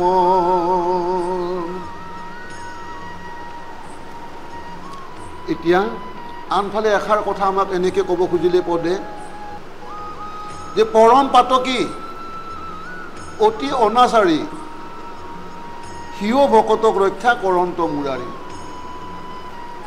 আমি কিছুমান মানুহক আজিৰ পৰা আগৰ দিনবিলাকক লক্ষ্য কৰি তেওঁক আমি অপবিত্ৰ জ্ঞানে কৰি থাকোঁ। হয়তো কিবা কৰ্ম দুৰ্বিপাকত তেওঁ কিবা এটা দোষত পৰিলে, যে সেই দোষত পৰিলে বুলি তেওঁ জীৱনটোৰ কাৰণে আৰু দোষী হৈ থকা নাই। কিন্তু আমি খোজকাঢ়ি আহি আছোঁ, খোজকাঢ়ি আহি থাকোঁতে এক গোবৰ একোটা গোবৰ আছিল, তাতে আমাৰ ভৰিখন পৰি গ'ল। আমি কি ভৰিখন কাটি পেলাম নেকি? ভৰিখন ধুই পখালি ল'ম, যদি গোন্ধ নাযায় চাবোন তেল ধুই দিম, পবিত্ৰ কৰি ভৰিখন ল'ম নে নাই? কিন্তু আমাৰ সমাজখন এনেকুৱা, একবাৰ যদি গোবৰত পৰিল তাক আৰু কাষতেই বহিব নিদিয়ে। তাকো যে পবিত্ৰ কৰাৰ এটা ব্যৱস্থা আছে এইটো বিচাৰি নাপায়। আন প্ৰায়শ্চিত্ত কিবা কৰি, মুণ্ডন কৰি, সমাজৰ আগত লজ্জিত কৰি, গলত জোতা চেণ্ডেলৰ মালা আৰি, মুখত ক'লা কাজল ঘঁহি এনেকুৱাকৈ শাস্তি দিয়ে। সেনেকুৱা শাস্তি দিয়াৰ পিছত তাৰ জিদটো বাঢ়ি যায়। কিমানবাৰ এনেকুৱা শাস্তি দিবি? তহঁতেতো মৰি যাবি একদিন, মইতো নমৰো না, মই ডেকা আছোঁ, বাৰ বাৰ কৰি থাকিম, কি কৰিবি? জিদটো বাঢ়ি যায়নে নাই? গতিকে তাক আমি সেই ভৰিখন কাটি নেপেলাৰ নিচিনা কৰি তাক যদি আমি ধুই পখালি শুদ্ধ কৰিব চেষ্টা কৰোঁ, কিজানিবা সি আমাতকৈও বেছি শুদ্ধ হৈ যায়। এই সুবিধাকণ আমি দিব লাগিব। শাস্ত্ৰই দিছে, কাক দিছে? ক'ব নামটো অজামিলক। শাস্ত্ৰই দেখাইছে যে পূৰ্ব জীৱনত অজামিলৰ নিচিনা পাপী অনাচাৰী শাস্ত্ৰই বিচাৰি পোৱা নাছিলে, কিন্তু সেইজন পাপী অনাচাৰীকে বৈকুণ্ঠত চিট পোৱাৰ যোগ্যৱন্ত কৰিলে মাত্ৰ একবাৰ হৰি নামে। সেই কথাষাৰ ক'ব যায় আছে আমাক, যে পৰম পাতকী যিটো আতি অনাচাৰী, সিও ভকতক ৰক্ষা কৰন্ত মুৰাৰী। চতুৰ্ভুজ ৰূপে পাৱে বৈকুণ্ঠ নগৰ, আশ্চৰ্য মহিমা কিনো হৰিৰ নামৰ। কিন্তু মই এই গোবৰ খচা কথাটো ক'লোঁ নহয়, গোবৰ গছকা কথাটো যে ক'লোঁ, তেতিয়াহ'লে আৰু এষাৰ কথা আমি ক'ব লাগিব। আমি বহুতে ভাবোঁ যে পাপ কৰি আহিম, ভগৱন্তৰ নাম ল'ম, লাওটো চুৰ কৰি আনিম, ভগৱন্তৰ নাম ল'ম, তেওঁৰ বাৰীত অমিতা লাগি আছে পাৰি আনিম, ভগৱন্তৰ নাম ল'ম, এই তেওঁৰ পুখুৰীত মাছ আছে মাৰি খাম, ভগৱন্তৰ নাম ল'ম। হ'বনে বাৰু? যি নেদেখি ভৰিখন গোবৰত পৰিল বুলি ধুলোঁ, সেই বুলি আমি দেখি বাৰে বাৰে গোবৰত ভৰিখন দিম আৰু ধুম, ভৰিখন দিম আৰু ধুম। আমি পাগল নহয় নেকি? পাগল নহ'ম জানো? আমাক সমাজে পাগল বুলি ক'ব। ই কি কৰে? বাৰে বাৰে গোবৰত ভৰিখন দিয়ে আৰু ধুৱে, ভৰিখন দিয়ে আৰু ধুৱে। নাজানি নুশুনি বা জানি বুজিয়ে এবাৰ যেনিবা পৰিল, কিন্তু আহি ভগৱন্তৰ নাম ল'লোঁ, ধুই দিলোঁ। বাৰে বাৰে যদি ভৰিখন গোবৰত দিওঁ আৰু ধুম, গোবৰত দিওঁ আৰু ধুম, আমাৰ সেইটোৱে হৈছে এতিয়া। আমি প্ৰত্যেক দিনে অপৰাধ বিনাশন তদু নাম নাৰায়ণ, জানি নামে পখিলো শৰণে, অপৰাধ ক্ষমা কৰি তুমি দায় আহিলে হৰি, মোকো ৰক্ষা কৰি চৰণে। কৰিব ক'লোঁ, ইয়াৰ পৰা উঠি গ'লোঁ, এই লাগি আছে মধুৰিআম পাৰি খালোঁ, হা, যাওঁতেই পাৰি খালোঁ, যাওঁতে ইফাল সিফাল চালোঁ, টুপুতকৈ আনিলোঁ, মই আনো, আপোনালোকে নাজানো আনে নাজানো, টুপুতকৈ আনিলোঁ আৰু খাই পেলালোঁ। কোনো দেখা নাই নহয় মোক। আৰু আহি সন্ধিয়া নাম ল'লোঁ, অপৰাধ বিনাশন গালোঁ, কি হ'ব? প্ৰসাদ বিলাই থাকিলোঁ, এইটো ধুনীয়া কল, এইটো চাইড কৰি ৰাখি দিলোঁ। গতিকে অপৰাধ বিনাশন তজু নাম নাৰায়ণ, তোমাৰ নাম নাৰায়ণ এনেকুৱা শক্তিশালী যে অপৰাধক নাইকিয়া কৰিব পাৰে। কিন্তু সেইবুলি আমাৰ যদি চৰিত্ৰ হয়, এইটো অপৰাধ বিনাশনটো কৰিবই তেওঁ, এইটো কিন্তু নহয় দে।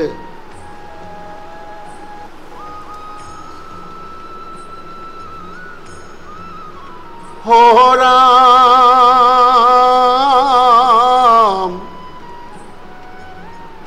নাহি প্ৰায়শ্চিত্ত হৰি নামৰ সমান, শুনা পূৰ্ব কথাই অজামিল উপাখ্যান, নামৰ আভাসে কৰে পাপক উচ্ছাদ,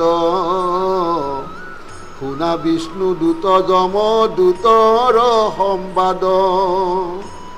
যিহে পৰীক্ষিত, তোমাক পূৰ্বৰ কথা এষাৰ কম বুলি কৈছিলোঁ নহয়, সেয়া হ'ল অজামিলৰ বিষয়ে যিটো উপাখ্যান আছে, তোমাক মই আজি সেইটো কথা কৈ শুনাম।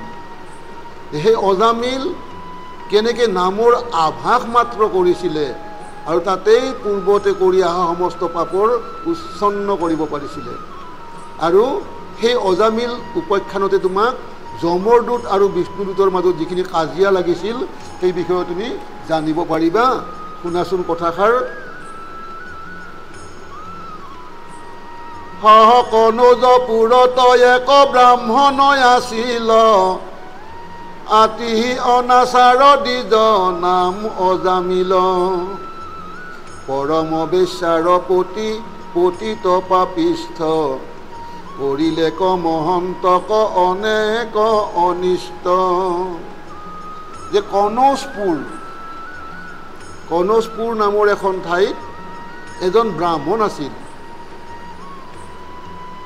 অতি অনাচাৰ সেই দ্বিজ, নাম তেওঁৰ আছিল অজামিল। এই পৰম বেশ্যা এগৰাকীৰ পতি হৈ তেওঁ তাতে পতিত হ'ব লগা হৈছিলে আৰু অনেক মহন্তক অত্যাচাৰ কৰি তেওঁৰ সেই পৰিয়ালটোক পালন কৰাৰ দায়িত্বত তেওঁ সেইবিলাক কৰিব লগা হৈছিলে। বৃদ্ধ পিতৃ মাতৃ নিজ তেজিলে ভাৰ্যাক, সকল সৰ্বস্ব দিয়া ভজিলে বেশ্যাক, জাতি কুল কৰ্ম মানে সমস্তে ত্যাজিল, বেশ্যাৰ গৰ্ভত দশ পুত্ৰ উপজিল। এই কথাবিলাকৰ মাজতে কিছু সৰু সৰু কাহিনী থাকে, যিবিলাক কাহিনী, যিবিলাক কথা সৰু সৰু কিতাপবিলাকত জ্ঞানী জ্ঞানী ভকতবিলাকে লিখিছে। আৰু সেইবিলাক লিখিছে ক'ৰ পৰা? বিভিন্ন পুৰাণ শাস্ত্ৰবিলাক অধ্যয়ন কৰা ভকতবিলাকে সেই কথাবিলাক আমাক জানিবৰ কাৰণে কিছু মাধ্যমেৰে আমাক শুনাইছে। তাৰে ভিতৰত দুটামান কথা আমি আজি আলোচনা কৰিম। যে অজামিল তেওঁ অতি সাধু ব্ৰাহ্মণে আছিলে। আমি ক'লোঁ নহয়, আমাৰ প্ৰতিটো ইন্দ্ৰিয়ই ভাল কিবা বিচাৰে। আগতে কৈছিলোঁ নাই, চকুৰ সন্মুখত এজন ধুনীয়া মানুহ বহি থকাটো বিচাৰে।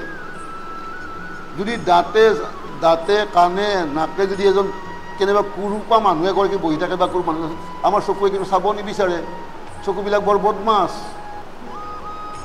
এই কৰ্মেন্দ্ৰিয় পঞ্চ ইন্দ্ৰিয় চকু এটা, আমাৰ কাণ দুখনে একদম মানে খুব ভালকৈ এষাৰ আমাক কোনোবা কথা কওক, সেই আষাৰলৈকে অপেক্ষা কৰি থাকে।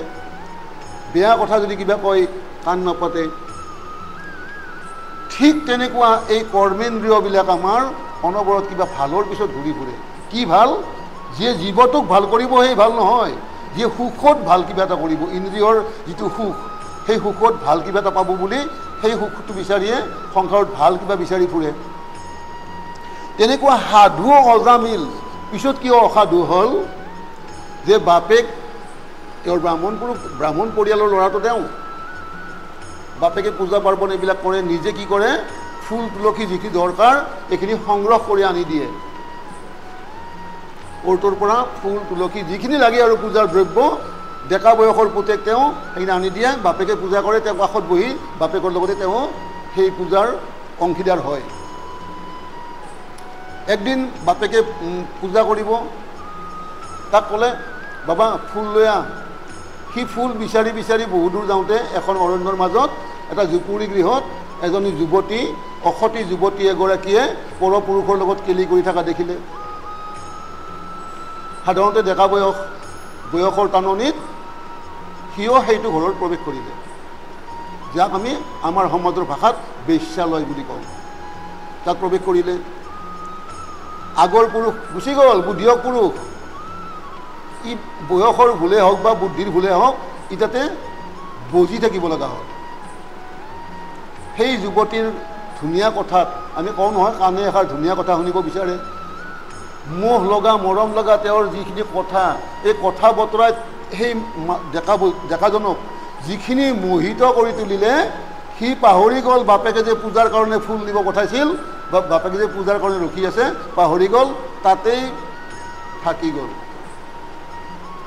আজি কালি কৰি দিন বাগৰি বছৰ বাগৰিল, বছৰৰ পিছত বছৰ কৰি 9টা সন্তানৰ পিতৃ হ'ল। 9টা সন্তানৰ পিতৃ হ'ল। 10 নম্বৰ সন্তানটো আমি এতিয়া পোৱা নাই, কম। এষাৰ আমি কথা এনেকৈ ক'ব লাগিব এতিয়া যে এই কথাষাৰ পিছত ক'ম যে 10 নম্বৰ সন্তানটো উপজাৰ আগমুহূৰ্তত, অৰ্থাৎ তেওঁৰ ভাৰ্যা 10 নম্বৰ বাৰ গৰ্ভৱতী হোৱাৰ পিছত, আগৰটো হাবিৰ মাজেৰে অহা লুংলুঙীয়া ৰাস্তাহে আছিলে, এই ৰাস্তাৰে 4জন সন্যাসী আহি আছে, সাধু বাবা 4জন আহি আছে। এই সন্যাসী 4জনে বাটত চিন্তা কৰি আছে, ৰাতি যদি হৈ যায় আমিনো ক'ত আশ্ৰয় পাম, অৰণ্যখন বা কিমান দূৰলৈকে আৰু আছে। এইফালৰ পৰা বজাৰ কৰি যোৱা কেইজনমান কূটনীতিৰ মানে থাকে নহয় সমাজত এনেকুৱা, মানে আনক ঠগাই ভাল পোৱা কেইজনমান বেপাৰী যাই আছে এইফালৰ পৰা। সেইফালৰ পৰা আহিছে সাধু 4জন। এই সাধু 4জনে তেওঁলোকক সুধিলে যে ৰাতি সন্ধিয়া লাগিল, ৰাতিটো আমি আশ্ৰয় ল'বৰ কাৰণে এনেকুৱা সুবিধাৰ এখন ঘৰ দেখাই দিব পাৰিবানে আমাক? তেওঁলোকেও কৈ দিলে কি, এই বেশ্যাৰ যিটো ঘৰ আছিলে, অজামিলৰ অৰ্থাৎ যিটো ঘৰ আছিলে, সেই ঘৰটো কোনফালে গ'লে পায় সেইটো ঘৰ দেখাই দিলে। বাটৰ মানুহৰ কথা বিশ্বাসত ল'লে। বিশ্বাসত লৈ যাই সেই ঘৰটো বিচাৰি পালে। 4জন সাধু পুৰুষক দেখি অজামিলে ভয় কৰিছে, কিয় আহিল? মোকতো সমাজৰ কোনেও মোক চাবই নিবিচাৰে, মই দুষ্ট দৈত্য অসুৰ অনাচাৰ কিবা কিবি গালি পাৰে বা এনেকুৱা। আজি 4জন সাধু মোৰ ঘৰত আহিল, কিয় বা আহিল? সোধোতে ক'লে যে ৰাতিটো তোমাৰ ঘৰত আমি আশ্ৰয় ল'ম। অজামিলটো আচৰিত, মোৰ ঘৰত আশ্ৰয় ল'ব, যাক মানুহে দেখিলেই থুৱাই তাতে সাধু 4জনে আশ্ৰয় ল'ব। অজামিলে ক'ব খোজে যে মই এনেকুৱা, ক'ব নিদিয়ে, বিশ্বাস আছে নহয়, মানুহে কৈছে, গতিকে নাই আমি তোমাৰ বিষয়ে শুনি আহিছোঁ নহয়, আমাৰ কোনো কথা নাই, থাকিম ইয়াতে। থাকিব দিলে বোলো খোৱা লোৱা গুৰুসকল তোমাৰ ঘৰতে খাম তোমাৰ কৰি দিলে বোলো আমি ক'ব খোজেহে ক'ব নিদিয়ে হ'ব আমি শুনিছোঁ নহয় তোমাৰ কথা মানুহে আমাক কৈছে নহয় তোমাৰ বিষয়ে গতিকে তোমাৰ ঘৰতে আমি খাম তোমাৰ ঘৰৰ মানুহগৰাকী বনাই দিলে খাম বিশ্বাসে গ্ৰহণ কৰিব খুজিলে সময়ত কথা পেলাব নোৱাৰি দিলে বনাই আগত সাজি দিলে খাবৰ কাৰণে সাজি দিলে 4জন লগতে অজামিল 5জন 5খন থালিত সজাই গৰাই দি আগতে খাব বহিলে সাধু 4জনেতো গায়ত্ৰী নোকোৱাকৈ নাখায় তেওঁলোকে গায়ত্ৰী গাব ধৰি যেতিয়া খাব ধৰিলে অজামিলৰ সেই কেছেটখন অৰ্থাৎ ৰিলটো ওলোটাকৈ ঘূৰিব আৰম্ভ কৰিলে এনেকুৱাতো ময়ো কৰিছিলোঁ আগতে এনেকুৱাতো ময়ো আছিলোঁ মোৰ দেউতাইতো মোক এইবিলাক শিকাইছিল মই এতিয়া কিয় বাদ দিলোঁ এইবিলাক এই অনুশোচনা আহিল আহি চকুৰ পানী ওলাল চকুৰ পানী কাঁহীত পৰি আছে এওঁলোকে চকুটোকো বন্ধ কৰি গায়ত্ৰী মন্ত্ৰ মাতি উঠি যেতিয়া খাব লাগিব চকু মিলিহে দেখা পায় এইজন বুঢ়া অৰ্থাৎ অজামিলে কান্দি আছে তুমি কিয় কান্দি আছা তোমাৰ কি হ'ল বোলো গুৰুসকল এইষাৰ কথাকে মই ক'ব খুজি আছিলোঁ আজি মই এনেই মই পাতকী পাপী অনাচাৰী তাতে আজি মই ডাঙৰ পাপটো কৰিলোঁ যে তোমালোকৰ নিচিনা 4জনক এই অন্নখিনি সিজাই মোৰ ঘৰত থাকিব দি যিটো কাম কৰিলোঁ মই বৰ ডাঙৰ অন্যায় কৰিলোঁ কাৰণ আমি এনেকুৱাহে পতিত হে নহয় তুমি যি আছিলা স্বীকাৰ কৰিলা নহয় আৰু তোমাৰ চকুৰ পানী ওলাই তুমি যিটো অনুশোচনা কৰিলা তোমাৰ অন্তৰ একেবাৰে শুদ্ধি হ'ল আমি গ্ৰহণ কৰিম যেনিবা কিন্তু গ্ৰহণ কৰি তোমাক কিবা দিও যাম গ্ৰহণ কৰিলে যোৱাৰ সময়ত কি দিয়ে তোমাৰ ল'ৰা ছোৱালী বহুত দেখিলোঁ কিমানজন বোলো 9জন বোলো আৰু এজন জন্মিব আৰু গৰ্ভত আছে ঠিক আছে আমি তোমাক কৈ যাওঁ যে এইবাৰ যদি তোমাৰ পুত্ৰ জন্মে তাৰ নাম তুমি ভগৱানৰ নামেৰে ৰাখিবা নাৰায়ণ ৰাখিবা এই যে কৈ গ'ল নাৰায়ণ ৰাখিলে নাৰায়ণ যে ভগৱানৰ নাম এইটোলৈতো পুতেকক নামাতে তেওঁ পুতেক বুলিহে মাতে এই মাততে এটা সময়ত কি হ'ল নাৰায়ণো মানে কঁপিব লগা হ'ল নামৰ ধ্বনিত সেইকাৰণে কয় যে হে নাৰায়ণে কৈছিলে হে নাৰদ মোতকৈও ডাঙৰ আছে বোলো কি মোৰ নামটো কাৰণ মই ইয়াত এনেকৈ বহি থাকিম আজি ৰাতিপুৱা বেলিকা এঘৰৰ ওচৰৰে মানুহৰ ঘৰত অনুষ্ঠান কৰিব গ'লোঁ কিয় গ'লোঁ মোক মাতিছিল কাৰণেহে গ'লোঁ গতিকে ভগৱানটো সেনেকুৱা মাতিলে ভগৱান আহিব লৰাই দিব পাৰে আনিলে কোনে তেওঁৰ নামটোৱে আনিলে নামটোত কিয় ডাঙৰ কোন তেওঁৰ নামটো যিয়ে লয় যে সেইজনে মোৰ নামটো লৈছিলে মোক টানি লৈ গুচি গ'ল চাওকচোন কেনেকুৱা ৰছী এডাল ৰছী আছে নেকি ইয়াতে নামটো লৈ মাতাৰ লগে লগে মই যাই সেইখিনি উপস্থিত হ'লোঁ এইটো মই দেখিলোঁ কাৰণে ক'লোঁ ভগৱানকো মাতোঁ যদি আমি নামাতিলে তেওঁ বহি থাকিব মাতিব লাগিলে কি বুলি মাতিম ভগৱানৰ 1000টা নাম আছে কিবা এটা নাম লৈ মাতিম হে নাৰায়ণ তেওঁ লৰি যাব কোনে মাতিলে মোক চাওকচোন কিমান শক্তি এই নামৰ শক্তি গতিকে সেই নামৰ যি আশ্চৰ্য মহিমা এইখিনি কথা ক'ব যাওঁতে আমাক অজামিলৰ বিষয়ে ক'ব আৰু অজামিলৰ বিষয়ে ক'ব যাওঁতে আমি অলপমান শুনি অহা কথা ইয়াত ক'লোঁ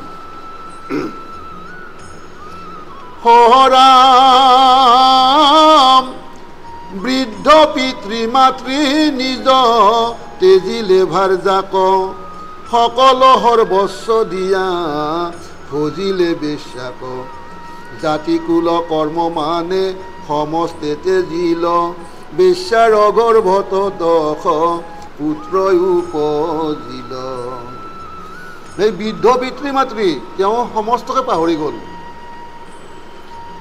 নিজৰ ভাৰ্জা আছিল এই ভাৰ্জাকো ত্যাগ কৰিলে চাওকচোন বিবাহিত ভাৰ্জা এগৰাকী নহয় দুগৰাকী ভাৰ্জা আছিল দুগৰাকী ভাৰ্জা আছিল ভাৰ্জাকো ত্যাগ কৰিলে সকলো সৰ্বস্ব ত্যাগ কৰি মাত্ৰ অলপ মধু কথাত ভুল যায় এই বেশ্যাক ভজিব লগা হ'ল জাতি কুল কৰ্ম যি তেওঁ আৰ্জিছিল বা শিকিছিল সমস্ত ত্যাগ কৰিব লগা হ'ল আৰু এনেকৈ আজি কৰি কালি কৰি বছৰ বাগৰি 10টা পুতেকৰ বাপেক হ'ল তেওঁ সহ কনিষ্ঠ পুত্ৰৰ থৈলা নাৰায়ণ নাম ভাৰ্জা পুত্ৰ পুষিবাৰ মাত্ৰ কৰে কাম সৰু পুতেকৰ নাম কিন্তু নাৰায়ণ ৰাখিলে বাকী 9টা পুতেকৰ নামটো আমাক কোৱা নাই 9টা পুতেকে অনাচাৰী এজনে আচাৰ ব্যৱহাৰ নোহোৱাজনে কি নাম ৰাখিব ৰাখিছিল এইটো এই সম্বৰা মঙলা যিবাৰে জন্মিছিল আহিনা মাওঘা এনেকুৱা নাম হ'ব মাঘত জন্মিলে মাওঘা ফাগুনত জন্মিলে ফাগুনা এনেকুৱা হ'ব নামবিলাক নহয় জানো আচাৰ ব্যৱহাৰ নাই নহয় আৰু জন্মিছে নাম এটা ৰাখিছে চিনাকিৰ কাৰণে কিন্তু সৰু পুতেকৰ নামটো কি ৰাখিছে চাওকচোন নাৰায়ণ এজন এনেকুৱা অনাচাৰী পাপীৰ ঘৰত পুতেকৰ নাম নাৰায়ণ ৰাখিবৰ কাৰণে এই জ্ঞানখিনি কেনেকৈ আহিলে আমাৰতো প্ৰশ্ন হ'ব নিশ্চয় আগৰ নজনৰ নাম যি নাৰায়ণ বা মাধৱ যাদৱ নাৰাখিলে এইজনৰ নাম নাৰায়ণ কিয় ৰাখিলে আমাৰতো প্ৰশ্ন আহিব নিশ্চয় এই প্ৰশ্নখিনি আমি আগতে ক'লোঁ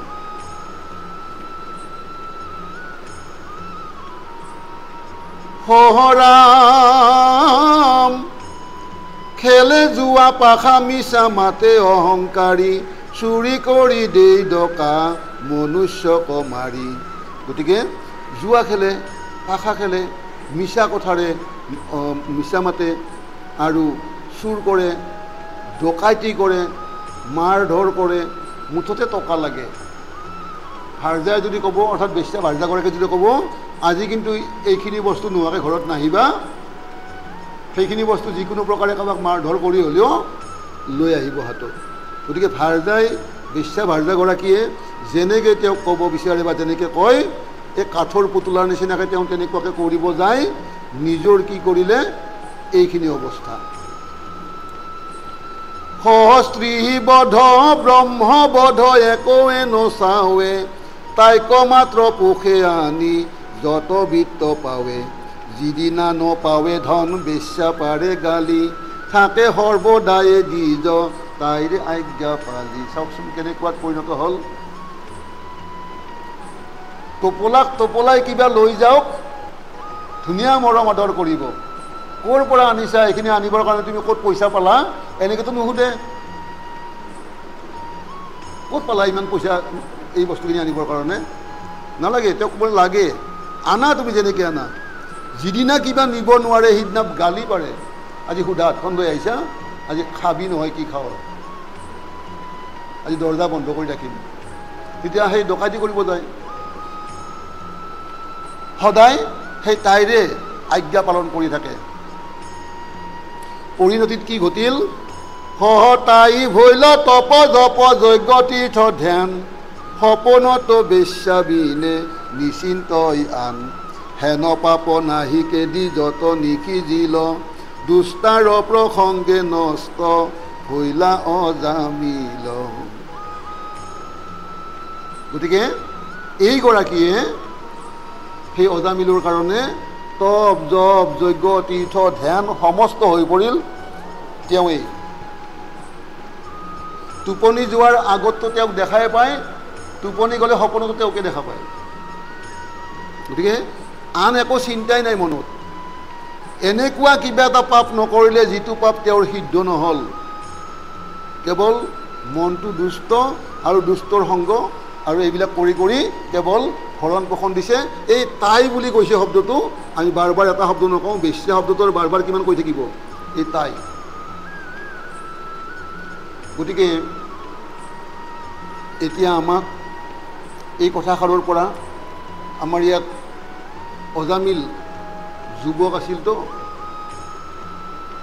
মানে তেওঁ কায়িকভাৱে এজন ল'ৰা মানুহ আছিল গতিকে ল'ৰা মানুহবিলাকে শুনিব লাগে এইবিলাক কথা আমাৰতো নামঘৰত আৰু ল'ৰা মানুহ অহাটোৱেই নিষিদ্ধ যেন হৈছে আহিব যেন নাপায়হে তেওঁলোকে ইয়াত এনেকুৱা ভাৱ এটা হৈ পৰিছে হৈছেনে নাই মতা মানুহ আমি যাক মতা মানুহ বুলি কওঁ পুৰুষ বুলি কওঁ তেওঁলোকে ইয়াত সোমাব নাপায় এনেকুৱা নহৈছে জানো আমাৰ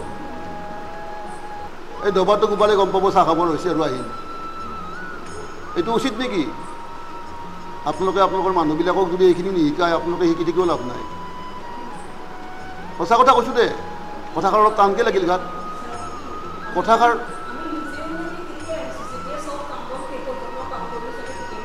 নাই তথাপি আমি আহিছোঁ কিন্তু আমাৰ এনেকুৱা এটা লক্ষ্যত পৰিণত হৈছে গোটেই গুৱাহাটীখনত যিমানখিনি নামঘৰ আছে আমি প্ৰায় গোটেইখিনি দেখা নাই প্ৰায় দেখিছোঁ আৰু প্ৰায়বিলাকতে এই মহিলাখিনিয়ে পুৰুষবিলাক যে নামঘৰত সোমাব নাপায় এইটো কিন্তু চাবিপাত আপোনালোকৰ হাতত আছে আপোনালোকৰ হাততে আছে এই ঘৰত টিভি চাই বহি থকাতকৈ আহকচোন মোৰ লগত একবাৰ নামঘৰলৈ যাওঁ। একদিন নক'ব, শংকৰ গুৰুজনাই প্ৰসাদ দি পঠাইছিল আৰু দুষ্টজনে নাম নকওঁ, তেওঁ কৰিছিল কি কুকুৰৰ নেগুৰত বান্ধি দিছিল। কুকুৰে যিমান দৌৰে প্ৰসাদ বাটে বাটে পৰি থাকে। গুৰুজনাই কিন্তু দিব এৰা নাছিলে। একদিন এতিয়া প্ৰসাদ খালে, সেই প্ৰসাদৰ মহিমাত তেওঁ কিন্তু সিদিনাৰ পৰা একজন ডাঙৰ ভকতজন হৈ গ'ল, যিজনক কোৱা হয় চানখাই দৰ্জী। গতিকে এনেকুৱা কথা, দিব বা ক'ব এৰিব নাপায়। কওকচোন, ঘঁহিলে শিল হৈ যাব।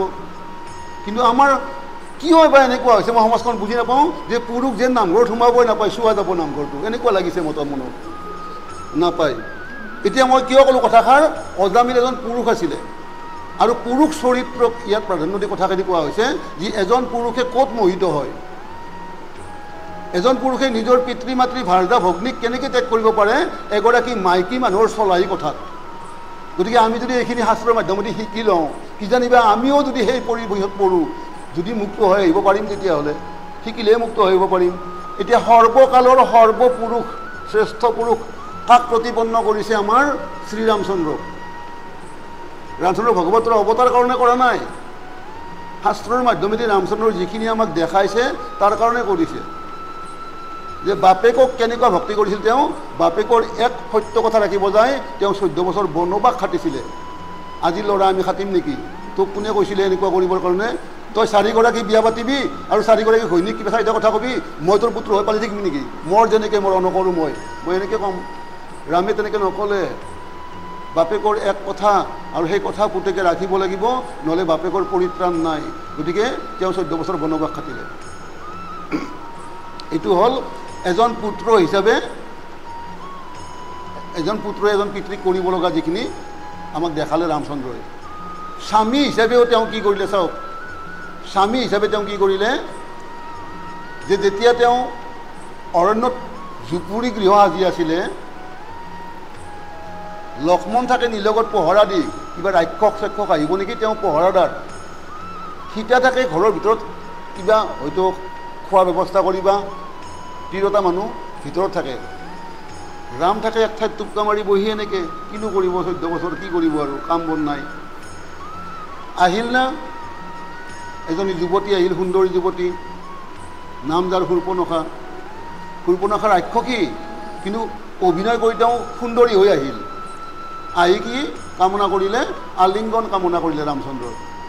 ৰামে এজন স্বামী হিচাপে কি দেখালে, যে তুমি আহিছা, মই তোমাক বেয়া পোৱা নাই, তোমাৰ চৰিত্ৰই তোমাক ইয়াত লৈ আহিছে, কিন্তু মই বিবাহিত, মোৰ ধৰ্মপত্নী মোৰ ভিতৰত সোমাই আছে, মই তুমি যিমানেই যি নোকোৱা, তোমাৰ মই এই এপ্লিকেশ্যনখন, অৰ্থাৎ এই দৰখাস্তখন মই গ্ৰহণ কৰিব নোৱাৰিম। স্বামী হিচাপে কি দেখালে,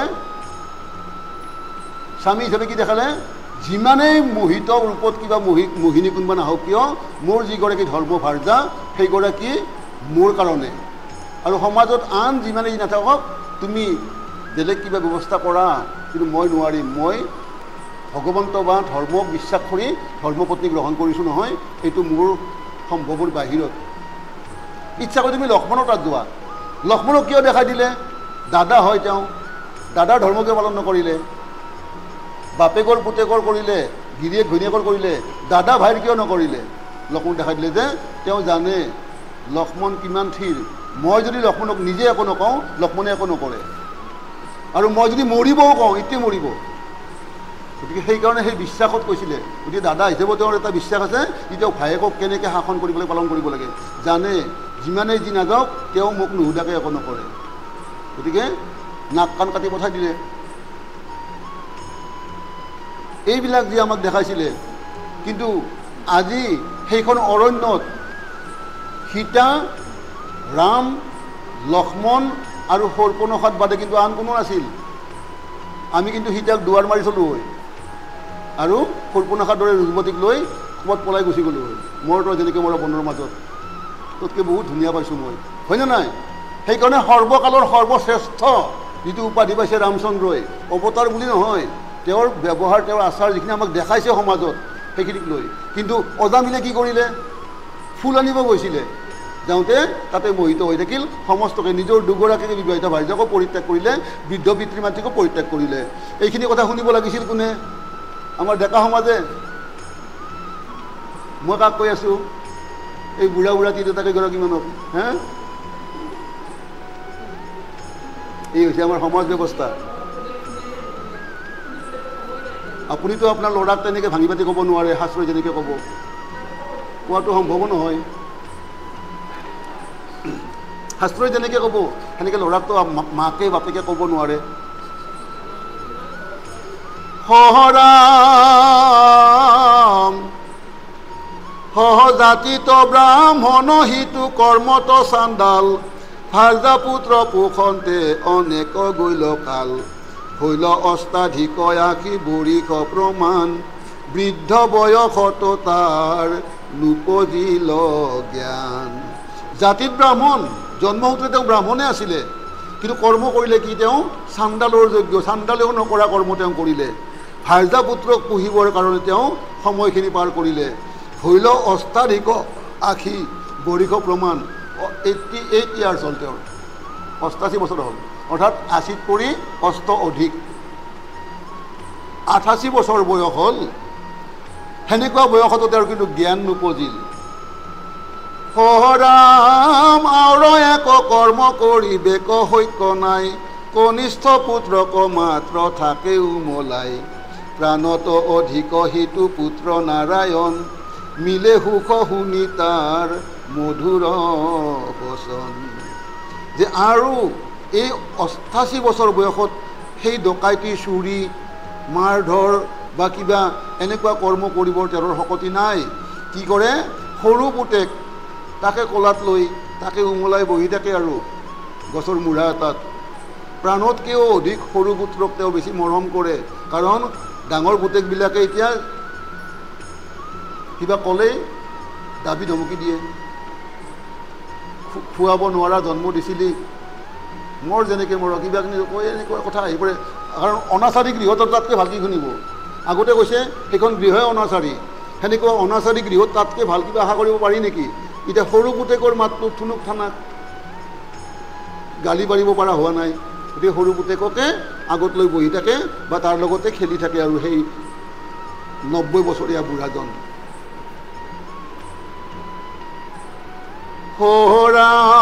সহৰাম তাতে মন মজিল দিহি জৰ সমুদায় পৰম কৌতুকে তাৰ লীলা থাকে চাই ধুৱাৱে খুৱাৱে মহা স্নেহে নিতে তাকে আইখ নাৰায়ণ বুলি ৰাতি দিনে ডাকে এই সৰু পুতেকতে মৰমটো সোমাই গ'ল সৰু পুতেককে সেই সৰু পুতেককে আঁঠু কাঢ়ি দৌৰি ঢাপৰি যিখিনি খেলা কৰে তাকে চাই থাকে খুৱাৱে মৰমতে ধুৱাই দিয়ে মৰমতে এইফালে বোলে নাৰায়ণ যাওঁৱা সেইফালে বোলে নাৰায়ণ খাহিঐ সেই নাৰায়ণ আমি টোপনি মাৰোৱা কেৱল নাৰায়ণ নাৰায়ণ উঠোতে বহোতে সৰু পুতেককে মাতা কৰিলে নাৰায়ণ নাৰায়ণ নাৰায়ণ চাওকচোন নামৰ কি মহিমা হয় উঠ নাৰায়ণ হেৰ বৈশ নাৰায়ণ ভুঞ্জ নাৰায়ণ বুলি ডাকে সৰ্বক্ষণ ৰাতিপুৱাই উঠ নাৰায়ণ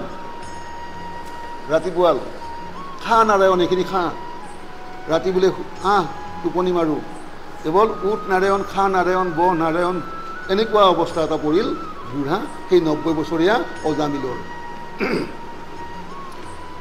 প্ৰাণ পক্ষী আছে সিটো কনিষ্ঠ পুত্ৰত নাৰায়ণ বিনে নাহি বচন মুখত সৰ্বদায়ে থাকে মন পুত্ৰত সমূলি সপোনত মাতে সিটো নাৰায়ণ বুলি অলপ আগতে সপোনত কাক দেখিছিল বুলি ক'লে সেই বেশ্যা ভাৰ্যাগৰাকী দেখিছিলে এতিয়া 90 বছৰ বয়সত কি দেখিব সেই সৰু পুতেকক দেখা হ'ল সপোনত সাৰ পাই থাকোঁতে উঠ খা বহ টোপনি মাৰিলেও নাৰায়ণ এনেকুৱা এটা অৱস্থাত আহি পৰিল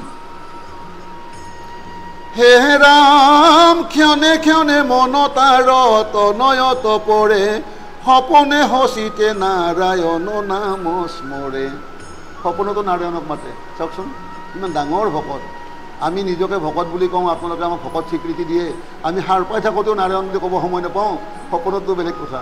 কিন্তু এইজন তেওঁক আমি ভকত বুলি এতিয়াও কোৱা নাই, পাপী বুলি কৈ আছোঁ। কিন্তু এওঁৰ কি উঠ নাৰায়ণ, খা নাৰায়ণ, বহ নাৰায়ণ, জাগি থাকোঁতে নাৰায়ণ, সকলোতো নাৰায়ণ। ডাঙৰ ভকত কোন কওকচোন?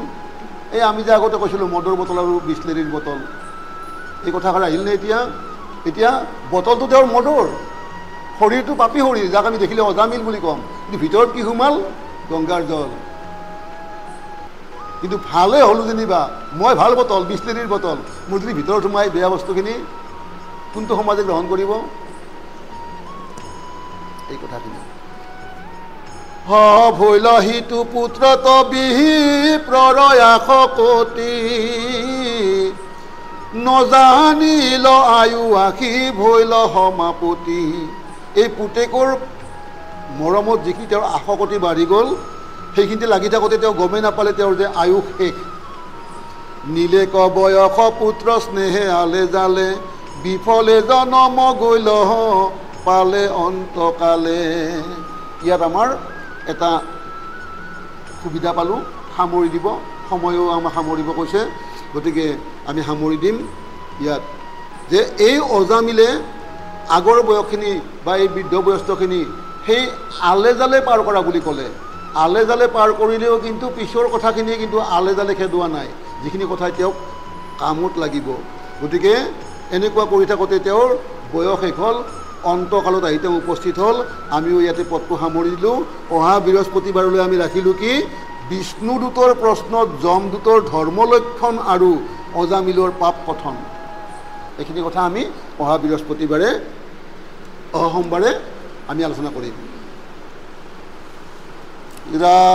ৰাম নিৰন্তৰে বোলা ৰাম ৰাম হৰি ৰাম ৰাম ৰাম কৃষ্ণ। জয় ৰাম, জয় নাৰায়ণ, জয় কৃষ্ণ, জয় জগত গুৰু শ্ৰীমন্ত শংকৰ। ও হৰি, ও ৰাম কৃষ্ণ। হয় অপৰাধ বিনাশন, তজু নাম নাৰায়ণ, জানি নামে অখিলো হৰণে, আনগতি নাহিকে মৰণে, অপৰাধ ক্ষমা কৰি তুমি দয়াশীল হৰি, মোক ৰক্ষা কৰিও চৰণে, ৰাম মোক ৰক্ষা কৰিও চৰণে। কৃষ্ণ হৰি, ও ৰাম কৃষ্ণ। শ্ৰীমন্ত শংকৰ হৰি ভকতৰ জানা যে নকল্প তৰু, তাহান্ত বিনাই নাই নাই নাই আমাৰ পৰম গুৰু ৰাম, তাহান্ত বিনাই নাই নাই নাই আমাৰ পৰম। কৃষ্ণ হৰি, ও ৰাম।